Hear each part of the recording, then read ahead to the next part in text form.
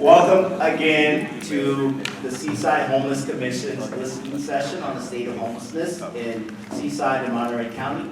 This is our third listening session now. Today's session is more focused on groups that are either nonprofits, faith-based, volunteer groups. Of course, though, we do have some of our agencies that attended in the past who still can be, I'm sure, very informative to the work we're trying to do. So welcome back again. I'll start off with introductions again. So first off, my name is Derek Elder. I am the Family and Community Support Practitioner. I oversee the city's Family and Community Support Program. It is a mobile crisis and social services program for the community. On my team, we have Denise Mejia. Please raise your hand. Hi. Family and Community Support Technician. Additionally, we have Vanessa Robinson. Hello. Family and Community Support Technician. Then we have our Homeless Commission, and so we have our chair, Mr. Benjamin Strickland. We have our vice chair, Ms. Stacy, Ms. Leslie, you can see, right? Hi. Our previous chair. I'm Leslie. Yeah, we have a different chair. All right, we have Commissioner Linda Cunningham.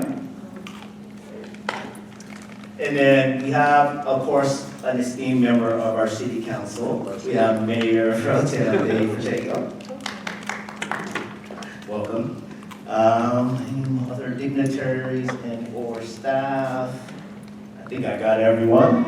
Of course, if you speak today, you'll have an opportunity to introduce yourself, but we also do encourage, if networking, any opportunity just to meet someone new, please do so as well. So, just a couple things on the back table here to my left, where the tablecloth says Family and Community Support Program. We have a few documents pertaining to tonight, informational type things, highlighting the Family and Community Support Program, the Homeless Commission itself, which has vacancies. So anyone who would like to be engaged, in supporting the city, just at a different level, the Homeless Commission can use you. So I just want to promote that. We also have a survey back there that just speaks to what your organization is, if you are connected to one, what kinds of services you offer, just so that we can have clarity on that, as well as help to disseminate that information out. We also have a couple of flyers for one of our partner organizations that attend tonight, the Community Partnership for Youth. Just a newsletter, as well as just a little bit of flyer about who they are and what services they offer. Clearly, it's in their name. They support our youth population, so something important to note. At our table in the back there, we have a little, we have three poster boards. And they're just to also get community input in a different way. Some people don't like to speak. And so if you like to, there's Post-it notes back there. On one of the poster boards, it says what's working in regards to the services, the ways we're supporting our unhoused members in our community, what's not working, and then what's completely missing. So if you feel comfortable, please go ahead and fill out a Post-it, provide information there as well. We're going to compile all of this information, and we will at some point be providing it out in one of our city, our Homeless Commission meetings, as well as just, throughout our networks. So the next portion of tonight's meeting is just simply an agency share, question and answers. We like to know what you do, who you are out there, and how maybe we can either support you, collaborate with you as it relates to addressing the needs of our unhoused. Hello, everyone. I'm Al Farley. I'm with the Village Project. I want to thank Ben for calling me and inviting me to this to tell me about what they were going to be doing this Thursday. I attended the one last Thursday also, and I found it to be very informative to actually have an opportunity to meet the faces of the people who are providing the services to the community that a lot of times I'm providing navigational work to with our clients. The Village Project, I'm just going to speak straight from my experiences. I'm over a program called Inyumbani. It's a Swahili word that means welcome home. And it's almost like a prison reentry program. But I've worked with very few prisoners thus so far. I've been at this for about 1.5 years, but I am working with a lot of people who have misdemeanors and felony cases before the court system from the community.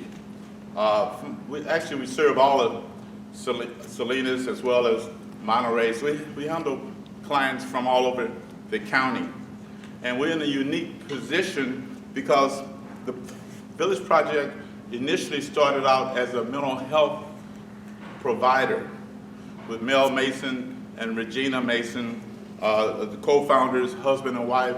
Regina was working for CPS, and Mel was a counselor over at CSU Monterey Bay. So that's how they started. They saw that that was a vital service that was missing for the African American community at that time.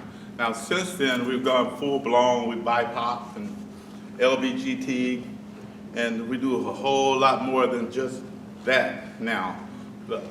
It just amazes me when I look at all the different things that they're actually doing and involved with. For example, they have an after-school program, and that's how I first started working with them as an enrichment counselor. They're to provide enrichment for the youth there, and predominantly it was during COVID, so most of it had to be done online.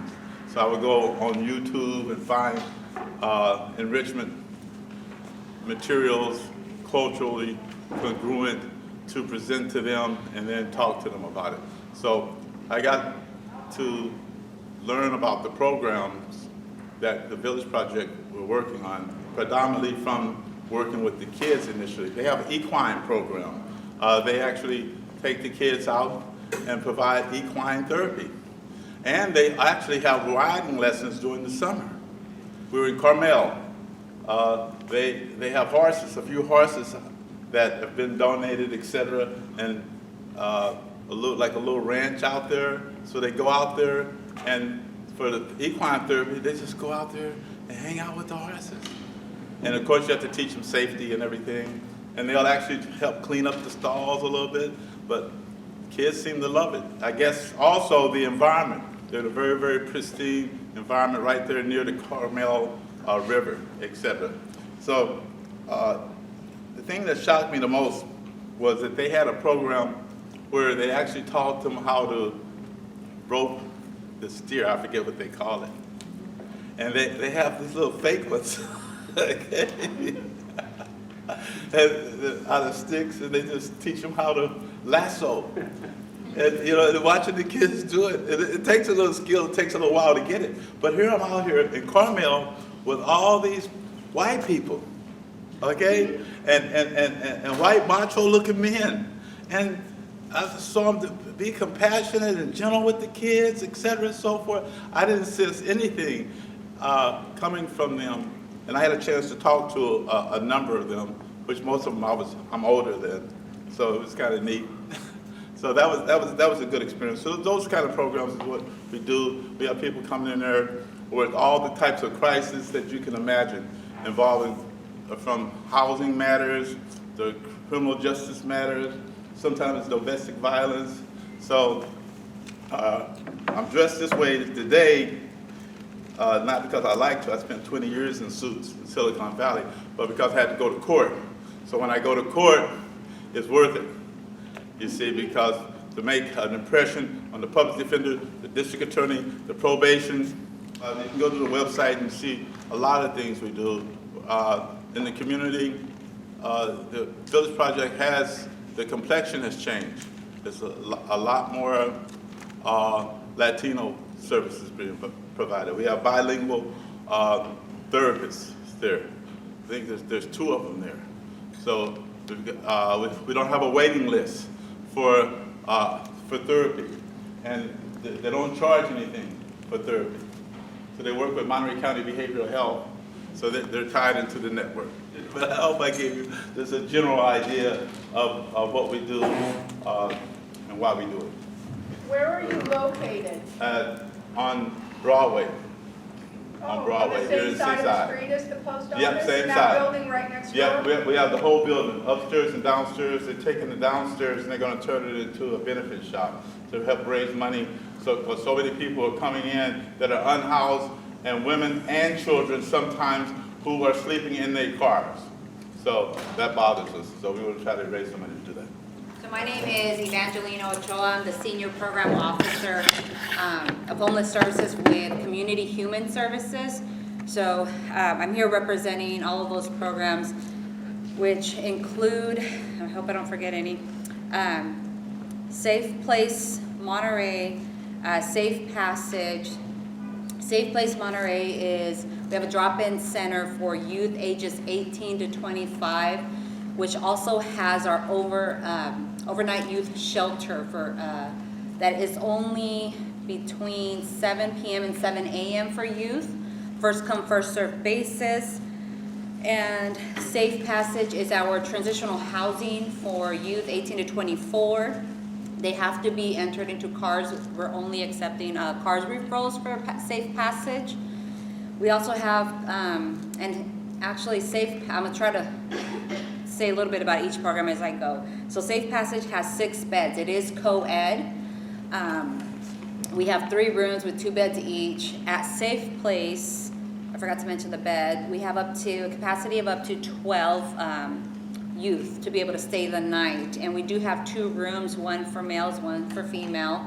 At both places, they have the ability to cook a meal for themselves. We do provide groceries for them, or they can actually bring their own if they prefer. They have the access to a washer and dryer.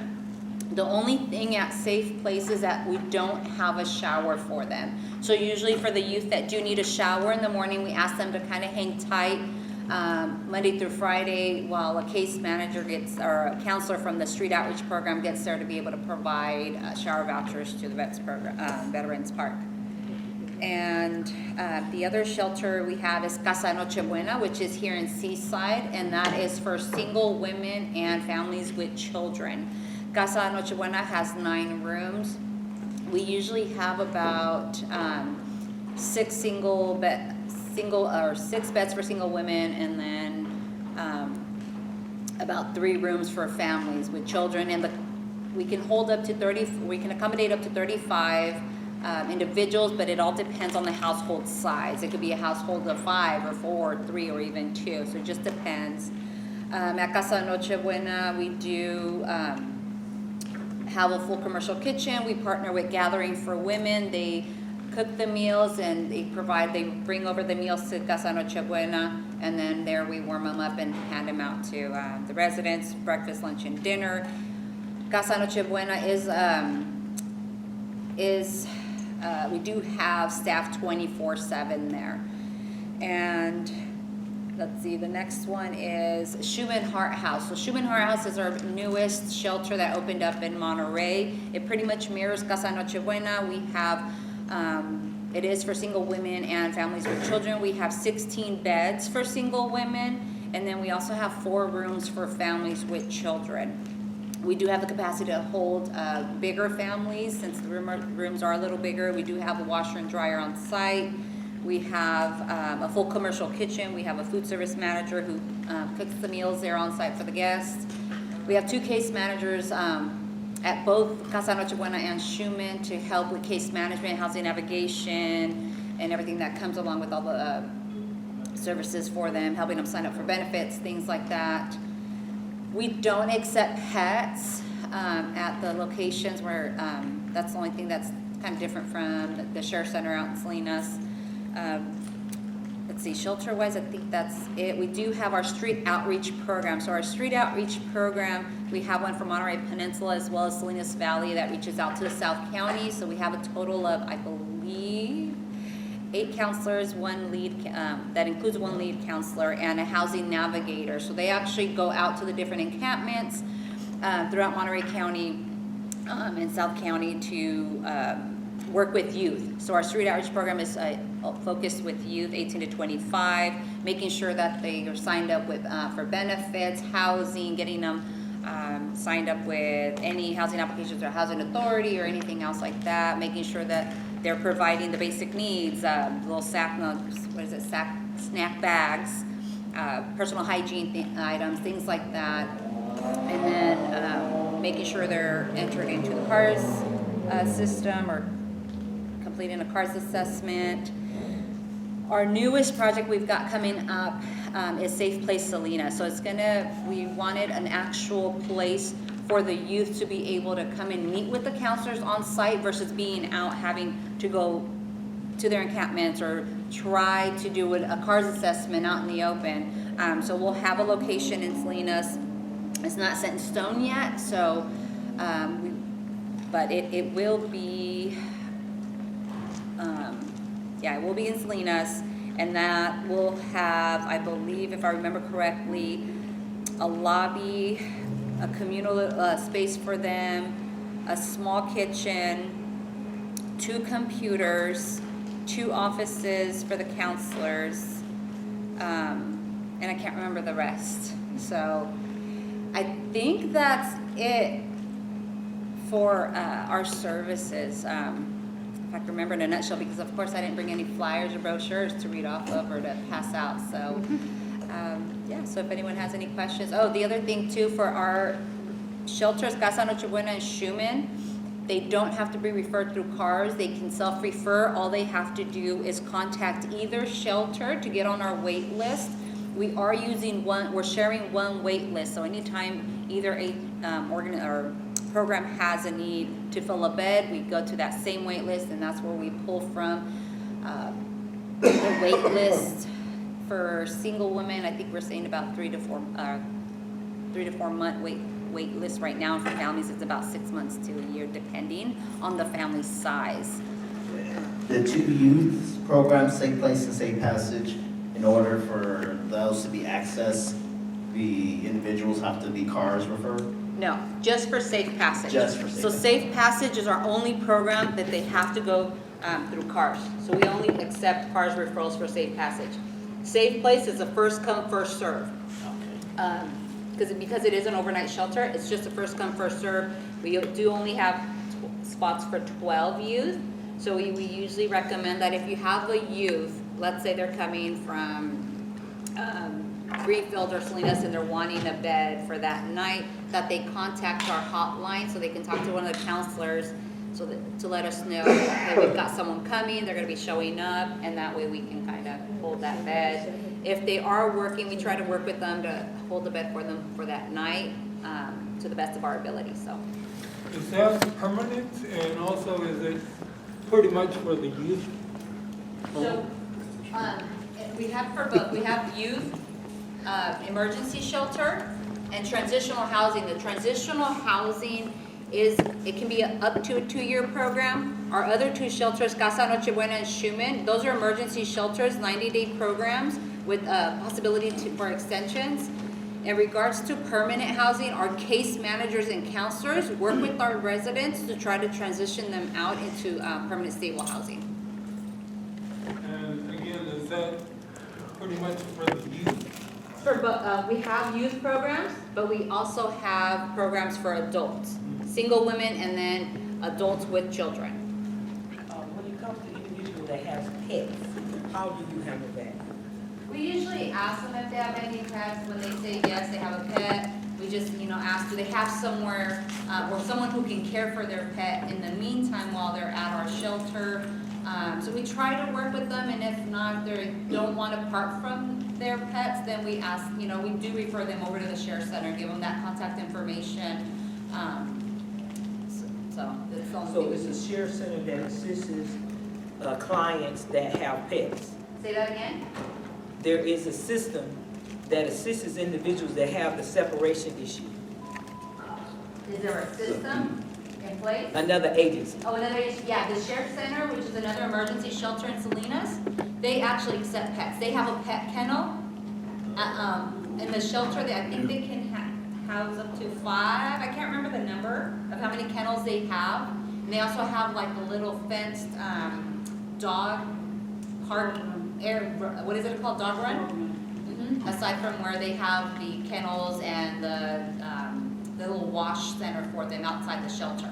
Because what I'm finding is that a lot of people are homeless because they have that separation issue, and it's more important for them to be with their companion pet It is. than to be somewhere that they could have a roof over their head. It is, and what we try to tell them too is, if they can, we know it's difficult. I'm a pet, was owner of mine passed away. But I know the difficulty of having to separate from them. And so we ask, do you have the ability to be able to separate temporarily? This is temporary housing, right? It's not permanent. Depending on their motivation and how quick things move along, they can be reunited with their pets soon, but some aren't. And, that's the unfortunate thing, that they're not, and so they don't end up coming to the shelter. I want to make a comment. I referred a client there a little over a couple of months ago, and I was just astounded at the services that you guys provide, navigation-wise, really on the track, helping them with their credit, getting them ready to move out to their own housing. So I'm going to be going over there and learning a few things about navigation, because you guys sound like you really have it going on. This is the one down the street from our office. Yes, that's what I was Broadway. wondering. Right. So I just wanted to make that I'm a witness. Thank you. Okay. Appreciate it. And also, just one interesting thing that I got to engage in the partnership is I got to visit, the Schumann Hart House site when you had on display the pallets, right? The small cubicle type housing, that is starting to become kind of a feasible, alternative to providing housing. And I thought that was really interesting, and I'm curious to see if there will be something that develops, out of that at some point in the future. I'm Michael Matsuyama, and I work with Pass the Word Ministry. And every Saturday by the skate park, we do hot breakfast and food for the homeless. We feed about 50, 75, or I don't know, up to 100 people each week. And we have a group of ladies that do custom sandwiches for them to take. And on our third Saturday, we have Braxton Stunts Foundation that comes, and they bring new and donated items for the homeless, toiletries and clothing, blankets.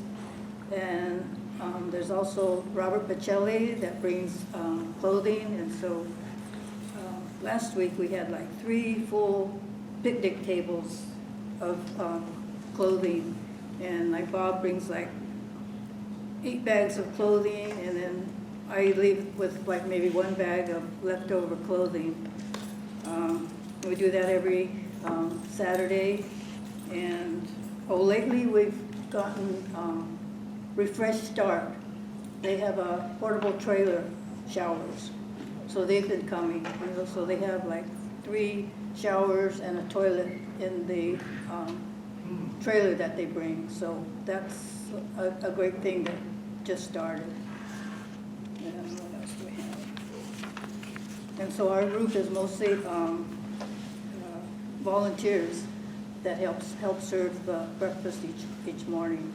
And there's one lady, Sharon Kawamoto, she brings all the supplies and buys the breads, the meats, etc., and brings that each Saturday. Does she pay for that out of her own pocket? No, we have it from our From your Pass the Word the ministry? fund, right? And Okay. so we get that mostly from donations from people. So we have clothing, food, and sometimes we do tents or tarps, but they're always looking for sleeping bags and blankets. And then I do have a list of free food places. Yes. Okay, I will definitely take that, and we'll make sure to distribute it. Oh, yeah, and then there's one person, Bob, that brings propane each Saturday, and they all like that too. Hello, everyone. So just to speak on behalf of the City Commission, we're the City of Seaside Homeless Commission, and we serve as a city capacity holding commission meetings monthly. So that's basically the service that we offer. We invite everybody to come to our monthly meetings if possible, and maybe there'll be an opportunity to present at our meetings. We look at community engagement, so we want to look at the best opportunities to engage with the community and see ways about helping out with homelessness. And we want to provide feedback to our city to help out at a city municipal level. Am I forgetting anything, Leslie? That sounds good. Okay. Any questions? I have a question. Sure. So since you've started this effort, what has become of this effort? You know, have you gotten any partnerships? What are the services that the city of Seaside is providing? You know, do you have any programs that are strictly, you know, that have come out of this engagement? So at this stage, we're gathering a lot of information. So we're trying to look at what direction, like at a city level, we want to go forward. So we've been hearing feedback about there's needs for housing, looking at ways to fix housing. What are ways as far as feeding, clothing the homeless. So it's all about strategies at this point. And are you conferring with other cities? Like the city of Salinas has been doing this for many years. Are you conferring with them on what some of their ideas are? You know what I mean? Just, Right. so you don't have to like start from scratch. Right, so that is part of what our work plan is. We do want to interact with the other cities and see what each city is doing to address with homelessness, what partnerships they've had, what successes they've had, and if we've had successes, we want to share those successes with other cities. So that is definitely an approach that we are engaging as well. Thank you. Yep. Any other questions? Do you have a list of some of the places in Seaside? I know Bethel, for food or eating. I know Bethel has it on, Tuesday and Thursdays, 4 Right. to 6? So I believe our website under the boards and commissions for homelessness, we do list a lot of organizations and what they do within the city of Seaside. It should be on our website right now. About feedings and food insecurities, yes. That should be on our website. And if it's not up on our website, we do have information that we can put together for that. So I was really excited to hear about this program of family assistance, not just with homelessness, but other issues that families struggle with in our complicated world, and that there are behavioral technicians to help. Just navigating the systems that are out there is a challenging thing, and particularly if you're older. And I have to tell you, in terms of iHelp, a lot of the people that we're serving, I wish I could give you the exact numbers, but I'm going to go out there and say, Dolly, probably at least half of the women that come to iHelp.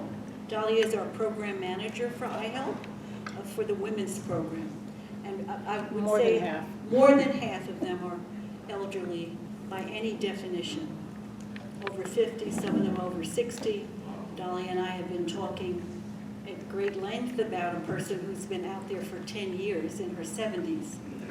And we're hoping to collaborate with Derek in being able to provide some really strong case management from his team to help her be able to leave an emergency shelter program.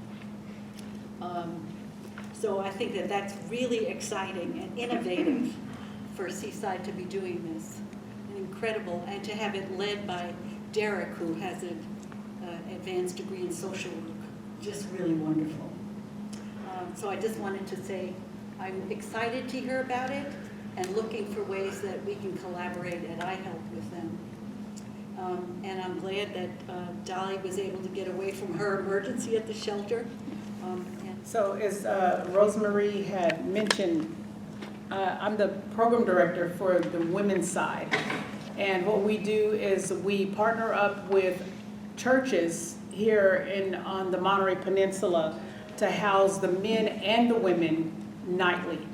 So we partner with about 20 different churches. There's a couple in Seaside, Marina, Carmel Valley, Carmel, downtown, Pacific Grove, just all over. And they're called sites. Well, and also Castroville, because the men do stay in Castroville. So if they're called sites. So if they provide the site and they host us in a meal, they're not always able to. So we also work with individuals, local businesses to provide meals. There's a lot of individuals that just out of their pocket on their own provide meals for the women. There's a lot of different local businesses. And what we do is we have a meetup point for the men and we have a meetup point for the women. It's a pretty low threshold. Some people feel that it's not as low, but we cannot accept everybody. Because if someone is presenting and they're in crises, unfortunately, we cannot bring them in. If someone is under the influence, unfortunately, we cannot bring them in. So, but we try to do the best that we can to help them. And because I have 14 years, I was with another service agency for 9.5 years before I came over to iHelp. And I've been with iHelp for about 4 years. So I have a lot of service connections. I work a lot hand in hand with the gathering. We have a lot of women that have gone to and come out of Casa de Noche Buena and just the shelters in Salinas and just different agencies. I've worked with the Monterey Police Department. They have people that they've brought in. I've talked to I'm not sure of what his title is, but even I don't know if it's the commander of the county sheriffs, like all of their bosses. You know, he called me with a person. So I just try to do the best that I can to bring whoever we can in. But a lot of the women, they don't trust people, and you only have, Evangelina can tell you, Angie, I thought I saw Angie. Angie's here. She can tell you that, and Rosemary, that you only have a matter of minutes to make a connection with a person when you are doing an intake. If you cannot make a connection in that matter of minutes, it just makes it a little bit more challenging to serve them. So I use every resource that I can. I try to not ever burn a bridge because it takes a whole community to help just one person. Dolly works part-time, and our men's program director, John Nichols, also works part-time. And I just want to add to what Dolly says in terms of our threshold. We are an emergency shelter. We don't have a long waiting list. For the most part, we're able to take everybody that needs help. If in fact, they're able to follow directions, and we can tell that from just a short visit with them. We try not to take anybody in that has serious mental health issues. But we have directly from the hospital. And the main reason that we don't is if they're not physically able to get up and down, because we provide them with mats, we provide them with a duffel that has a sleeping bag, a pillow. Some people think we spoil them, but I personally can't sleep without a pillow. So, you know, I try to give them, and we try to give them whatever. And when people ask us what the women need, I just ask them to think about what you as a woman might need, you know. So do we pamper them? Probably, you know, and I tell the staff, I said, when we leave, we get to go wherever we call home, and I won't have our team be the reason why they don't want to be inside or they don't want to come inside. So for the most part, if they can follow direction, if they can get up and down off the mat, then, you know, they can come in. You know, we've even had someone that was 80 years old. The service agency told us, yes, she could see, she could hardly see anything but shadows. I held on to her as long as I could, because we try to do whatever it is that we can. It's not always, we can't help everybody, but we try to do the best that we can. We do not have a navigation person. We do not have a person, nobody like that. The only staff we have is the overnight monitors and the bus drivers and Dolly and John. And we have a board, a working board. We don't have an executive director. We don't have an office. We have a church that gives us a little tiny place that we can store extra mats in and suitcases when people leave. And we don't know if they're coming back or not because they just sort of disappear. We are often the last opportunity that people have before they die.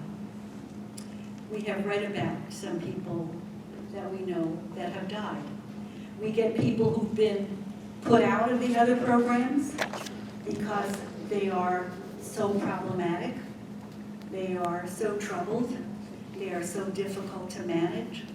They're in withdrawal from drugs sometimes, or dealing with trauma that I can't begin to tell you the trauma that we hear about in the shelter. We have them only from 5 o'clock or 5:30, the men maybe a half an hour earlier, until they go to bed. They're usually pretty tired. We can't reach other agencies at night.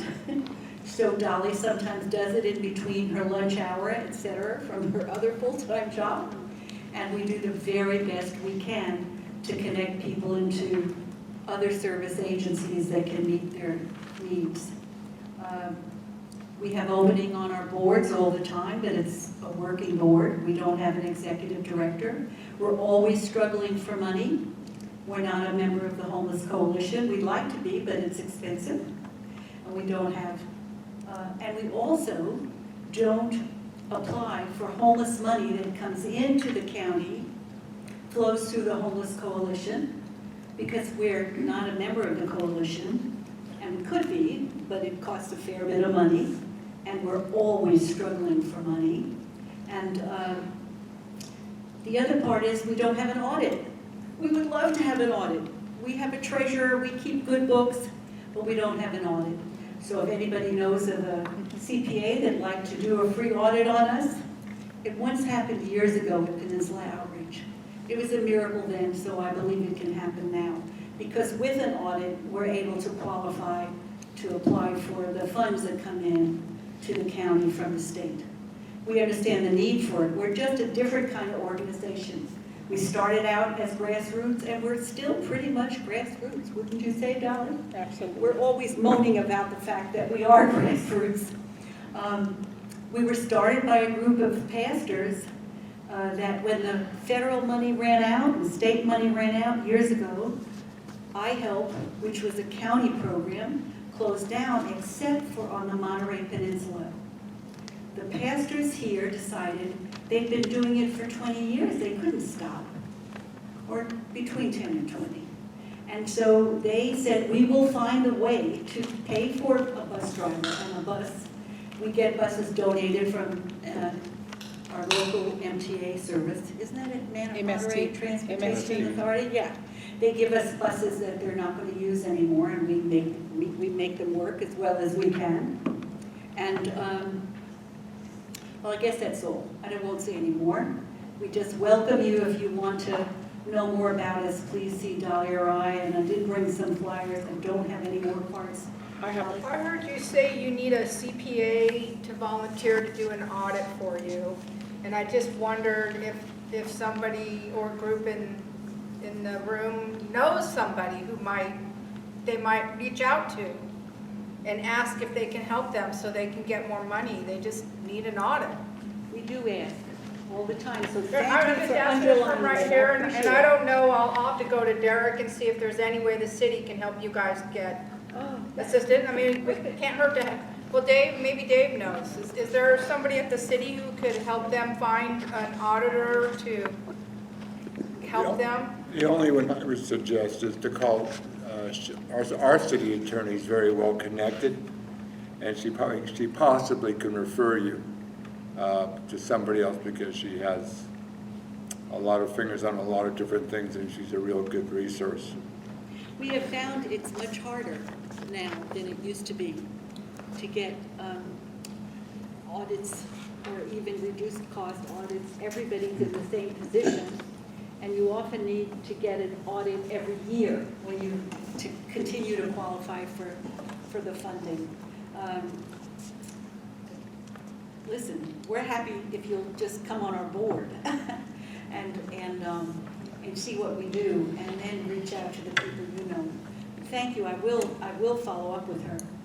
Thank you. John Bennett, Salvation Army, and so we're located just down the road here on Contra Costa. So our two primary programs that we run are our transitional housing program based in Seaside, and then our Good Samaritan Center in Sand City. So the transitional housing program is a combination of emergency shelter. We have 4 units. They're actually apartments, and it's women with, or families, it can be men, with children under the age of 18. So 4 units there, and then 15 units for transitional housing, up to 2 years. Generally, though, people don't, I want to say last is wrong, don't need to stay that long. We're finding in the last 6 months or so, we have people staying on average 4 to 7 months and finding a place to move to. And this affordable housing unit, which is just, that's a great deal. And I'm talking to my director of programs. She said, don't tell everybody that's what we do because, you know, it changes. But right now, we've been very fortunate, so we're very glad of that. And so that's a basic unit. Some of them are large. We have some ADA units in that mix. And so there's, basically they have their own kitchen, and we have, you know, living room, dining room, and all the rest of the stuff. One of the stories that always that touched me, especially when I started here, was we had a family come in. The mom had been homeless pretty much all of her adult life, and they just lived in the living room, and they wouldn't let go of any paper. There were 2 bedrooms upstairs, bunk beds for kids, and a bed for the mom. She just didn't even know how to deal with that, so she just lived in the living room. So the caseworkers had to take her through, you know, talk through which papers you actually do need to keep, which you can throw away, how to actually occupy the place. Because the point of being in transitional housing is to get people to the place where they can actually occupy their own house. And so that's kind of what's going on. The other one is Good Samaritan Center. That's down in Sand City. That's Monday through Friday, 8:30 to noon, and 1 to 4. Our homeless day center, showers, meals, laundry, case management, and a great story from there just recently is a man came in out of prison. Then for about 2 months he had a daughter, and for 2 months he came every day, caseworker, and was eventually able to find affordable housing. And so that's great. Guys hang out there all day long, and you know, and we get different cast of characters each day, and you get to know them pretty good. Some days it's just, sometimes you just have to say, today's not a good day for you, come back tomorrow, you know. So it's pretty loose in terms of, can you return? Sure. I mean, you just have to, we just ask that if a person is asked to leave, or maybe come back and talk through how they can make it better. It's not a big deal. We partner with iHelp. They generally, the guys will stop off after a night. They'll come and take showers and work through some of the stuff and deal with case management there. And then in the afternoon, it's a good SAM. It's not just homeless, but folks who are in need of food and case management, they'll come in. And, We thank God for you every day. and we thank God for iHelp as well. Yes, pardon? Do you do the gas cards also? Yes, that's right. We do senior gas cards. We have a certain amount of money set aside each month to do a $35 gas card, which, you know, it's not enough, right? But it is a help. My name is Anjanette Nubb. I'm the program facilitator at Gathering for Women.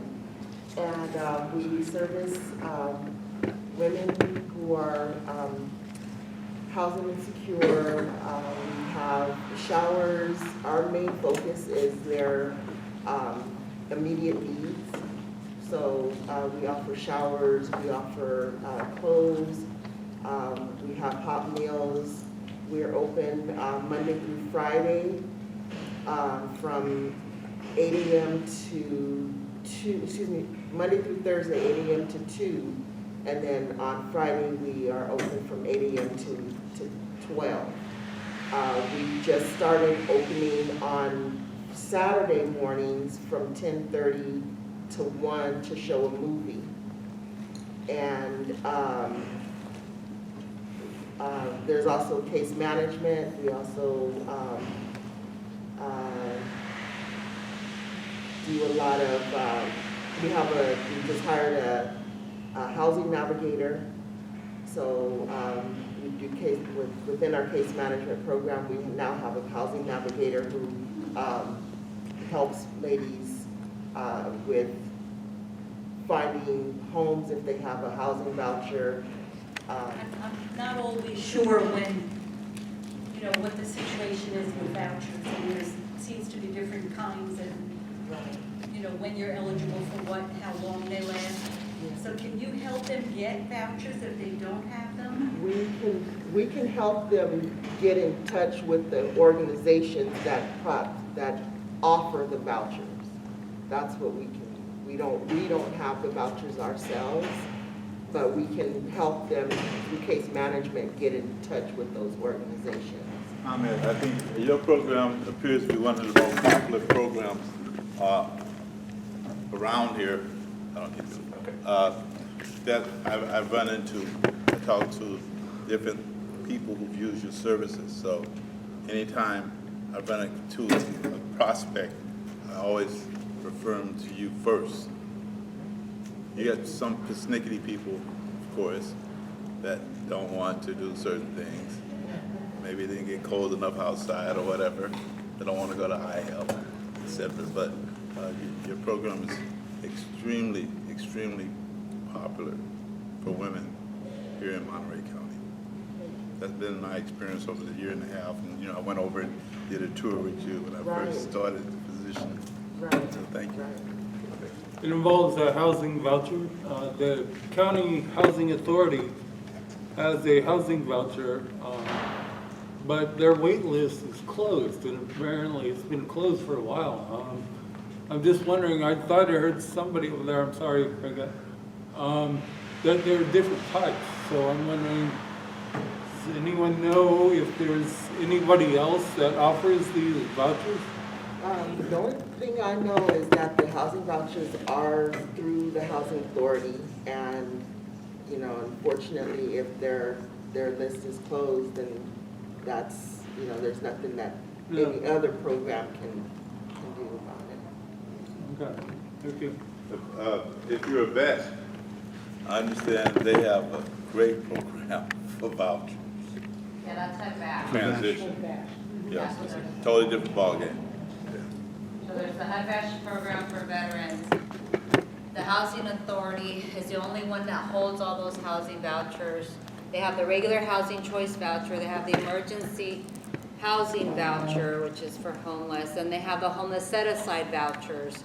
So there's different ones, but yes, you do have to wait until they open that list, or once that list closes, they do get an abundance amount of vouchers that they have to, there's a process that they have to go through. It's a lot. But unfortunately, the regular housing choice voucher is closed. That's the regular voucher. And then they have the distinct ones that they usually close when they get an abundance of applications, and they have to go through them to see who's eligible, who's not, and then also distributing those vouchers and doing the briefings and all of that. So it is a long process, but they're all different ones. But if there is a veterans, and then there's also foster youth incentive voucher. Incentive voucher? I forget what the I stands for.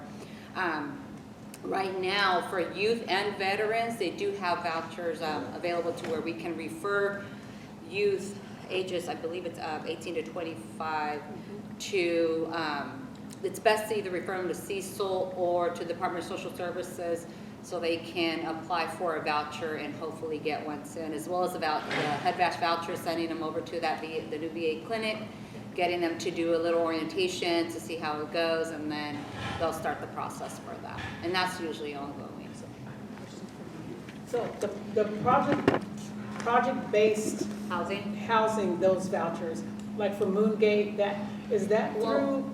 Yeah, so those are a little bit different So those too, are a little right? different because it's through the housing, and I don't work for the Housing Authority, just so y'all don't get confused. It's just that I've been in this She's for. just that good and she knows. No, I just been in it for a long time.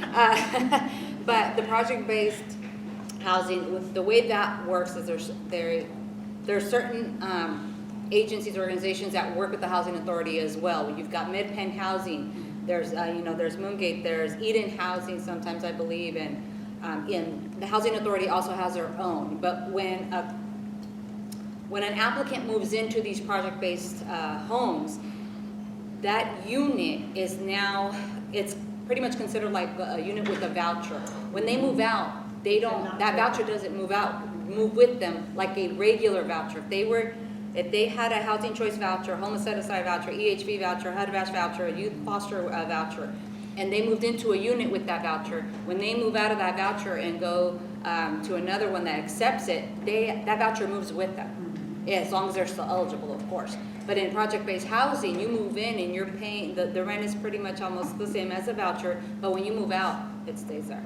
And from what I understand, anyone correct me if I'm wrong, with project-based housing, if you have a voucher with you, let's say that I have a housing choice voucher, and I get called to one of these project-based units and say, hey, Evangelina, we have a unit available here at Moongate, but I have a voucher, and I'm like, okay, I can use it. Then when I leave, I take it with me. You can't.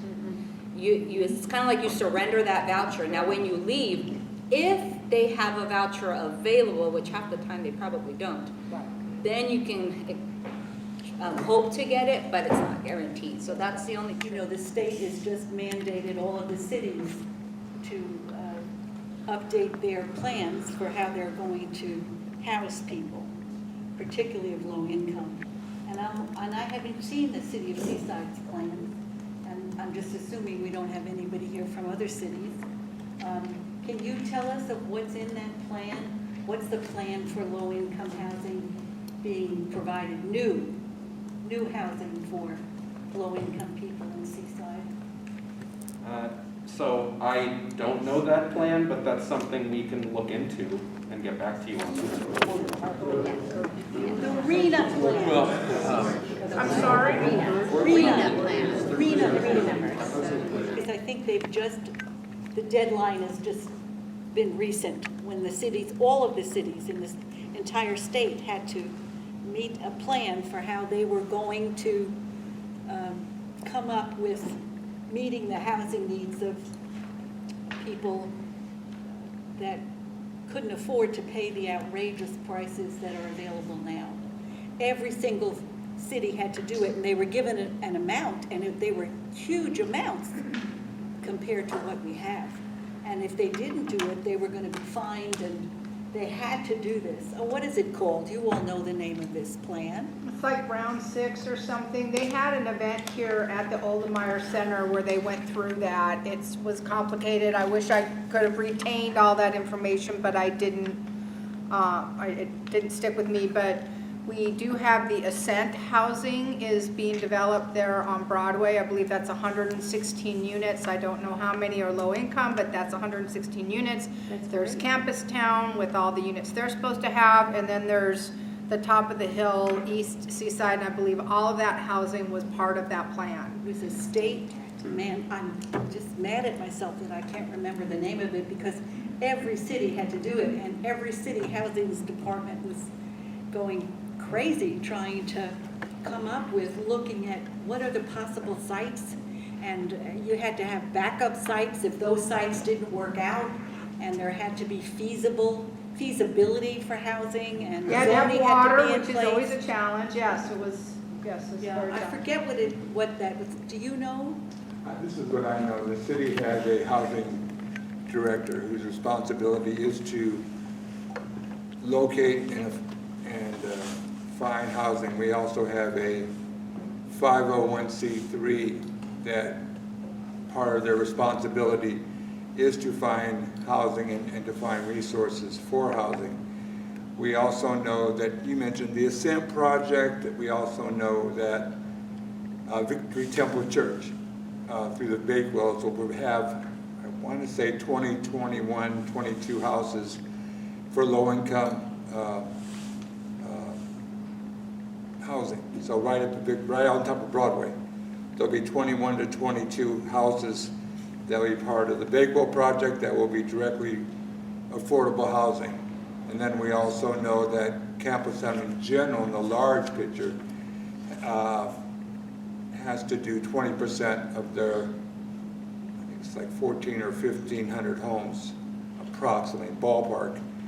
20% of that will be low income, which ties into the Upper Broadway housing. So yes, there is a plan. The housing director, that's probably not the right title, but her job is to do that. We're also have some housing. We bought some property right next door to the Oldenmeyer Center. I think there's 4 lots over there. They're talking about doing some affordable housing over there. So It would be great if we could invite them to this meeting here so we can get clear what the city's plan, since this is what this is about, why we come here. You know what the bigger plan is. Real quick, I guess I would just like to inform you guys that the Homeless Commission will have its next meeting. It's this Tuesday. I believe it's maybe 5:30. We might meet a little bit later, but we'll put a notice out that we're meeting this next Tuesday. We invite all of you, if you want to come and attend one of any of our meetings in the future, you're more than welcome. We may even be able to arrange presentations if you want to give a presentation. But I would like to thank all of you guys for coming out and giving input, and thank you so much for coming to our listening session tonight. Seaside Community Services Building Town Hall. It sounds like the county is redoing the building at Nocho and Broadway. And this is going to be discussing what that plan looks like. And Wendy Root Askew said that she's committed to keeping the Casa Noche Buena housing, but I don't know if it's going to be at that same location. It was one of the things that I want to find out at this event is what's happening to Casa Noche Buena, which is an important part of our housing solution of helping people, and that can't go away. I don't know what the plan